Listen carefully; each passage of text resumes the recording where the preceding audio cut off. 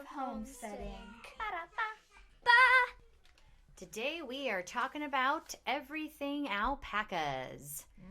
Alpacas. Have you heard of them? They're kind of like a llama, but smaller. More compact. More compact, that's right. And yeah, weird. I mean, okay, that's my opinion. I don't know. It's my experience, my opinion. I think they're weird. They are. We have 4, and all 4 of them are so weird. And we've had so many different kinds of animals. You have 3 now. R.I.P. I do have 3. OMG, you guys. Do you know what happened to our 4th one? No, it's tragic. I'm going to tell it. I'm going to tell it. I'm laughing. I'm sorry. I don't mean to laugh. It's just so weird. We've never had anything like this. Okay. In a storm, you got a storm. You got lots of property, lots of trees.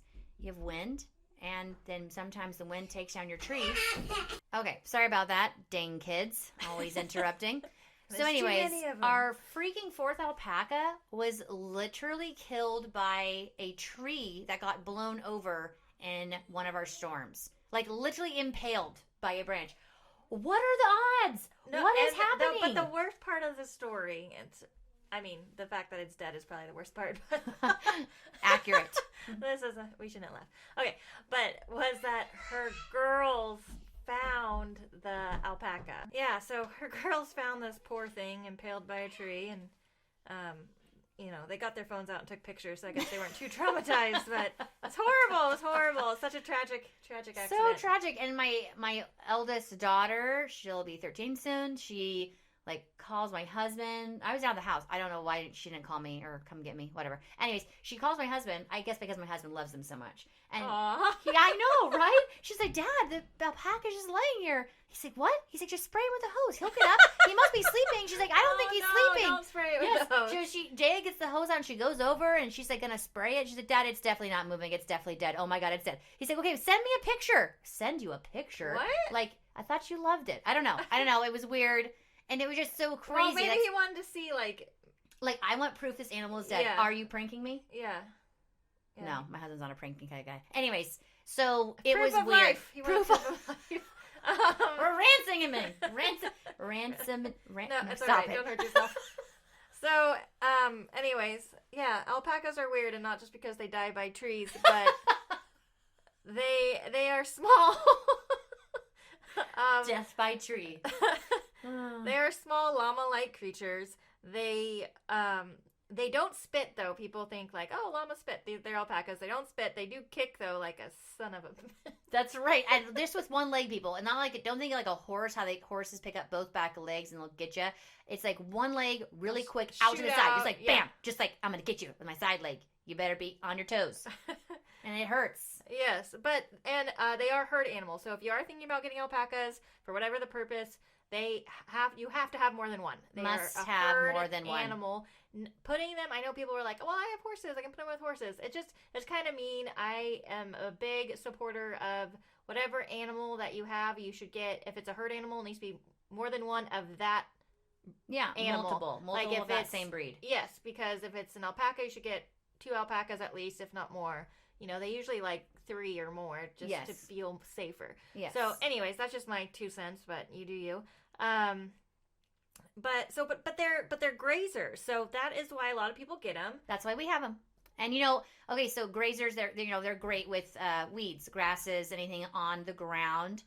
Weed eating maintenance. If you have property, you need some sort of weed maintenance. We have 10 acres, and my husband and my teen boys cannot keep up with it all. So we had to get some kind of grazing animal that would help keep the weeds down, and they do a pretty darn good job for the most part. When the weeds get brown in the summer, they're no. They say no, that is not good enough. We now need alfalfa. You have to feed our supplement their feed. Yes, exactly. The summer, and so which is fine. It's obviously they when the weeds are brown, there's no nutrition anyway. So you gotta supplement their and a lot of people get goats, and a lot of people don't know that goats are great for bushes and brush. Browsers. They're browsers, people, not Do you know why? We're about to blow your mind. Are we? Yes. Okay. You ready? I'm ready. Goats do not have front top teeth. I knew that. You did know that, but I bet most people listening did not. Oh. Is that amazing? Yes. Okay, and it's weird though because like, oh my gosh, just yesterday we were on the freeway past a huge herd of goats grazing, not browsing on the dead grass. Or actually, I guess it's kind of alive right now. Anyways, it's really and my girls are like, "Look, Mom, look at the big herd of goats. Why is there so many?" I was like, "Oh, they rent them out for grazing. You know, they eat all the weeds." It's like fire control. Well, that's great. Like I'm all about like fire control. Don't want any fires breaking out and stuff. But it's kind of mean. The only reason those goats were eating that grass was because that's the only thing they have to eat. And if that's the only thing they have to eat, they will eat it, but they cannot eat that as well as a sheep or a llama, a horse, a cow, an alpaca. All of your grazing animals. Yes, and there's so many so there's so many different grazing animals besides a goat, and others work a lot better, like an alpaca. But some people do swear by goats, and they specifically rent out their herds of goats. Goats are really, really smart, and so we're going to have a whole thing on goats. We're super into goats, dairy goats, and all that, but it's alpacas, people. Today is alpacas. So they are grazers. Sherry has them on their property. We don't have any here. We only have 5 acres opposed to 10, so we don't have as much area that needs to be weeds. Yeah, weeded down. Not as many weeds. But yeah, so they are, they do need a group. So Sherry does not have an enclosure per se. There's areas for them to go under to get out of the rain and stuff like that, but they don't have an enclosure per se for predators. That is because, again, we've mentioned this in previous posts, that they have the livestock guardian dogs to protect their animals. If you do not have livestock guardian dogs, you definitely should have them completely enclosed at night. Have night enclosures for your alpacas. They're smaller. They're not meant to. Some people will get them for herd protection, or they'll get a llama or a donkey, and it's just not smart. Here's why it's ridiculous. All of those animals that Shauna just mentioned, llama, donkey, alpaca, those are a prey animal, correct? And they stand no chance against a predator. Are those animals curious? Yes. Are the donkeys and the llamas and the alpacas, are they a little bit territorial? Yes, very much territorial.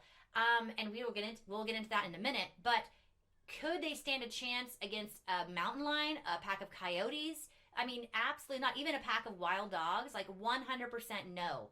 And I know a lot of different farms that made the mistake of getting a donkey, alpaca, llama as a guardian to other prey animals. And while I see their logic on one hand, it doesn't make any sense though when you think about it from the perspective of the time it didn't work out. And it doesn't work out. No, and they'll post like, "Oh my gosh, my llama or my donkey was just attacked by a mountain lion." Or I don't understand why I still have things taking my chickens. Because the donkey doesn't care about your chickens, okay?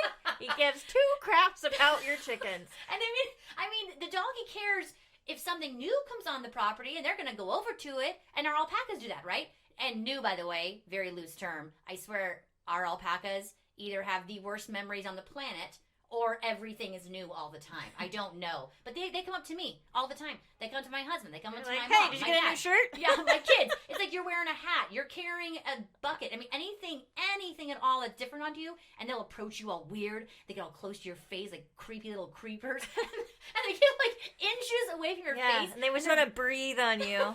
They're just creepy breathers. And you don't even know what's happening. You don't know. And you don't know what's going through their mind. Mm-mm. Are they reading your mind? Are they trying to suck your soul? We don't know. And it is weird. And they always seem to have, at least our little group of our trio now, rest in peace. So the trio has one that they always send over. One always comes over. Mm-hmm. It's for us, it's our brownish gold one. His name is T. T is the low man on the totem pole. Low man. And the low man on the totem pole always seems to be the chosen one. Sacrificial lamb. We call him the sacrificial alpaca. And he comes over, and he'll approach you all like kind of slow but kind of fast. And he gets faster, and he gets up to your face, and he's like breathing on you, and it's like that nasty hay breath. And you're like, what are you thinking? Why are you so close to my face? And then you kind of look at him, and he's looking at you. He wants to see if he's going to be eaten by you. And you think, and the others are waiting in the background like, okay, wait, is it going to eat him? Is it going to eat him? If it eats him, we're going to run. Ready? 5, 4, 3. We're talking like crap about alpacas. Some people they love their alpacas. Oh my gosh, the farm we got. I think we got Bugatti and Nuance. Low-key. Well, it is a nuance, but it was bothering my brain. So we got her these two. This lady had so many alpacas. It was a crazy. That's all she had, actually. And, I mean, kudos to her. Yeah, I mean, you can halter train them. You can, and they can be affectionate. They can be affectionate, I suppose. I guess in the defense of my alpacas, we did get them older. They were already, all of them, over a year old, and it's hard to bond with something when it comes to already basically past its like that youth part where it would have bonded to you and became really personable. You know, you get like a puppy, baby chicken, all that stuff. So all you alpaca people listening to us talk crap about alpacas. Yeah, I mean, we get it. We get it. They're kind of cute. We have our thing too. We do. It's just goats. It's just goats. It's just not alpacas. That's right. But alpacas can be great. So if you don't have a livestock guardian dog, again, you need to have a nighttime enclosure for your animals. Lock them up. Obviously, so they're not if you eaten. have a huge herd of alpacas, you probably, and that's your investment, and you are a homesteader, you should have a guardian dog to protect your herd. Definitely. You should protect your investment. So something to think about. Again, we'll have another post all about LGDs coming up, so look for that. Alpacas, here's another fun fact for you. They will poop in one spot. Okay, wait. It's not one spot. No. They decide on multiple locations where they have their potties. Yeah. Okay? They pick their bathrooms on the property. Like, and they have multiple bathrooms, so multiple piles of alpaca poo. But it's not like how it's not bad. A goat or a cow just kind of walks and is like, I'm gonna poop here. It's just they go to their bathroom. Yeah, they're like, excuse me, I need a minute. I need a minute, and they all go together. The other two watch. Okay, that's awkward. It's like girls going to the bathroom. They're like, okay, come on, I gotta go. You gotta go with me. We're going to the potty. So what comes in really handy though, alpaca manure is amazing for gardens. Oh my gosh, yes. Yeah, so it's fertilizer. It's great fertilizer, and so it comes in really handy that their potties are in one spot, so you can go and scoop it up. You can just go around to all their potty locations. Yeah, and scoop it up. It's better than like chicken and goat. Like, people swear by it. We use it as fertilizer. We use a lot of all of it. Chicken, goat, all of it. But the alpaca is amazing. So if you're into gardening, it's something else to think about. And the other thing, the obvious thing that people get alpacas for is for their fleece. Okay, so I had when we got our original 2 alpacas, the light colored ones, I had super grand plans, and I'm like, did you? Oh my God, yes, Shauna. You did? I didn't even tell me about them. So I had visions and dreams of alpaca blankets, mittens, hats. This is the girl that has 5 kids. Okay, but I was like, I'm doing this. I am getting these alpacas. I'm gonna do it. Yarn. I'm gonna freaking make the yarn. MAKE, people. You have to make the yarn from the alpaca fleece, obviously. But is it obvious? I don't know. Anyways, you make obvious. the yarn, and then you have to take the yarn.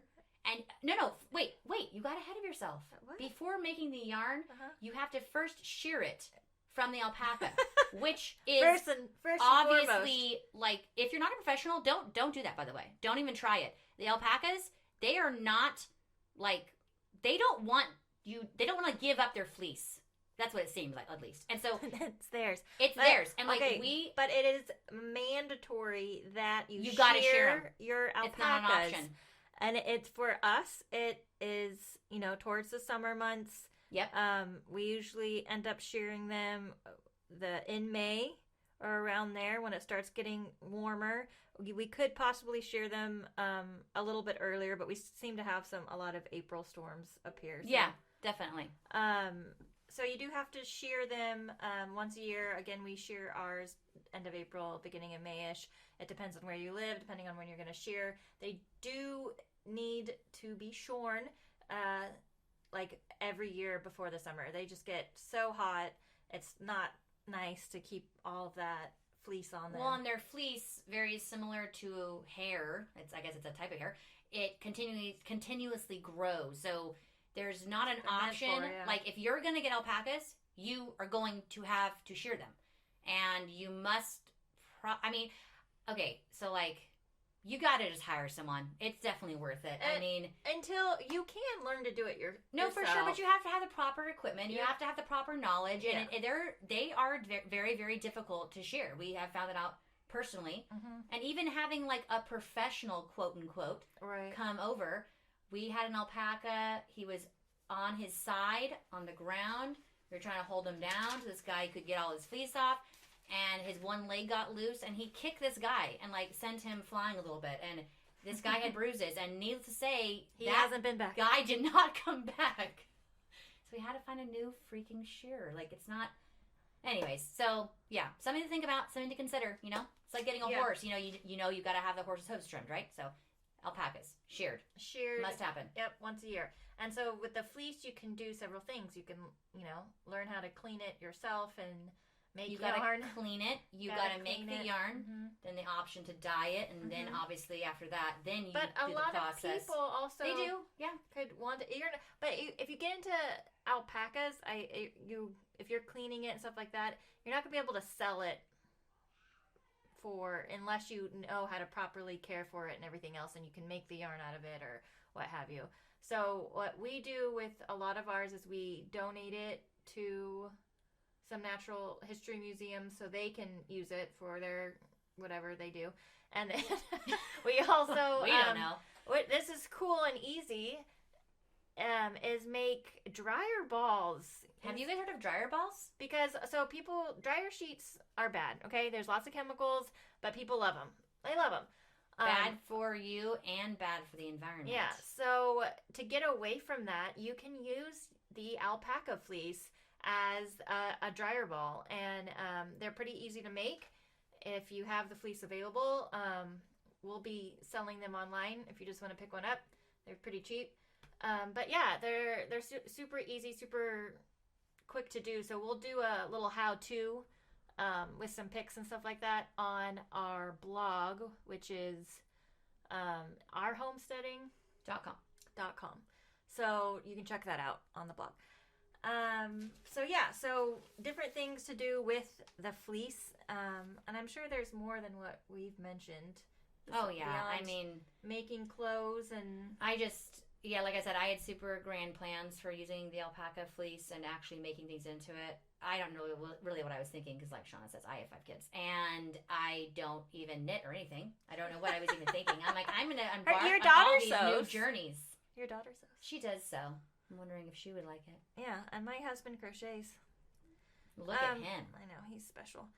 So, but,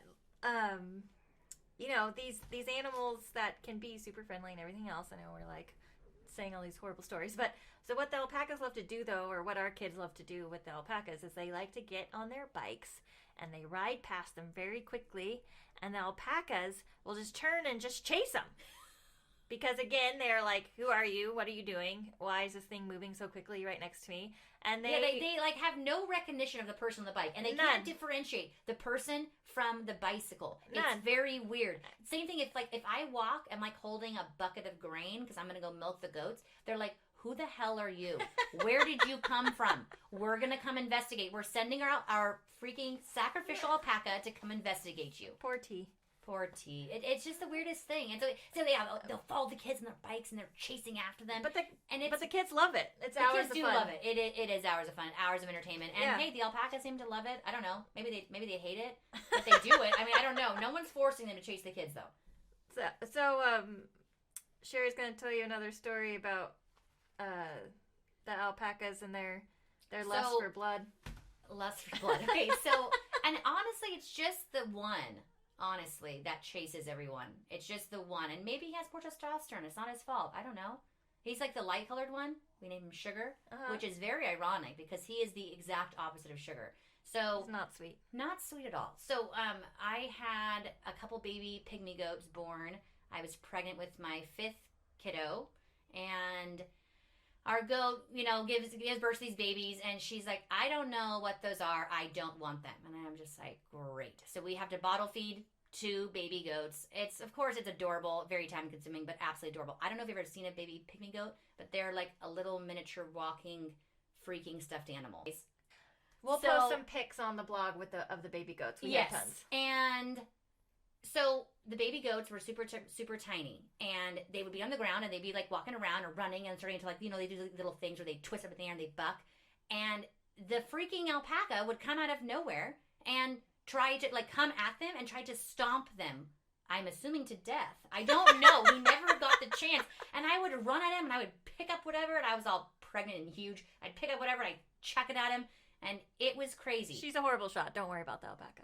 Yeah, I really am. I mean, I was aiming for him because he pissed me off. Because those baby goats were like literally my babies. I slept with them. They would sit in my stomach. They were adorable. Yeah. And he'd come out of nowhere like some freaking rabid. What are you doing? Why are they offending you? They're tiny. They're itty bitty. They're babies. Maybe he wants all that love. He wants to sit on your stomach and sleep with you. No, thank you. I'll pass. Ew. I don't even like it that much. I'm sorry. I just don't. Aww. Maybe if I raise an alpaca for my baby, I know. my experience and perspective would be different. We're not shedding light on alpacas and how great they are. No, I'm sure they can be great. The woman that we got them from, the woman with the really large herd, she freaking loved them. And there was a tiny baby there. There were so many. And she loved them. Because the alpacas can be very brazen, at a very young age, Sherry had to teach her. He's now going to be 5, but at the time, how old was he? Like 1.5, maybe 2. So little, so tiny. Legend.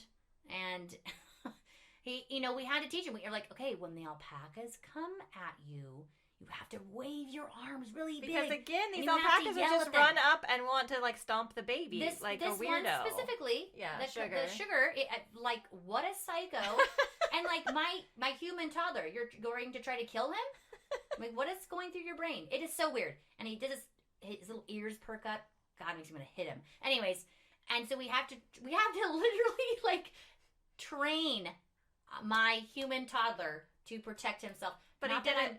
Not that I'm letting my toddler like walk amuck around by himself. Don't get me wrong, people. Don't want to give you the wrong picture here. I just, when he's like walking, he goes a couple feet from me. No, he did it. He would wave his arms, and the alpacas would be like, and they'd be scared of, not even 2-year-old, waving his arms at them. So it's not like they are super like we're painting a picture like they're super aggressive and they're.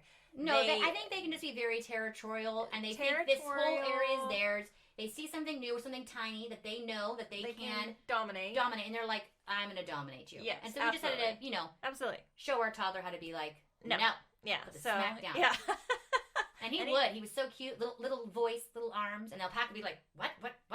Yeah. Okay, I guess I'll just walk away." Yeah, and they walk away. So we have some great pics of the alpacas after they're shorn, and with the kids that are very sweet. We don't have all these horrible stomping alpacas. they really aren't as bad as we're saying. But I wouldn't call them aggressive. No, I wouldn't call them aggressive. Territorial is a good word. Yeah, and that is exactly why people get them as guardian and animals. that's the mistake they make, though, because they think like because they're territorial. But they're scared of a 2-year-old. Yeah, I mean, come on, a 2-year-old who's like how many feet tall? Like right. What? And what do you like? Okay, so but they're not. You think they're going to protect the rest of your outmatch animals? a freaking mountain lion or outmatch a pack of dogs? I mean, even like a bobcat. If the bobcat came at them, they'd be like, ah. So it's just all who gets scared first. That's right, and it's definitely going to be them. So that is what we got on alpacas. I think we covered everything. Not much else to say on that. If you guys have anything else you want us to add, please comment. Hop over to our blog, check out the pictures and stuff that we have of them, and leave in the comments your experiences with alpacas, or just some your of you are going to be like, "Oh my God, you have no idea what you're talking about. Alpacas are amazing." On the planet. I believe you. If that's your opinion, I get it. Yeah, I do get it. Fine. We are goat people, but we love all of our animals. We want them all to have long, happy lives. We're not like killing the alpacas because they chased our baby goats. But yeah. Well, thanks for stopping by, people, and we'll see you next time on Our Kind of Homesteading. Bye.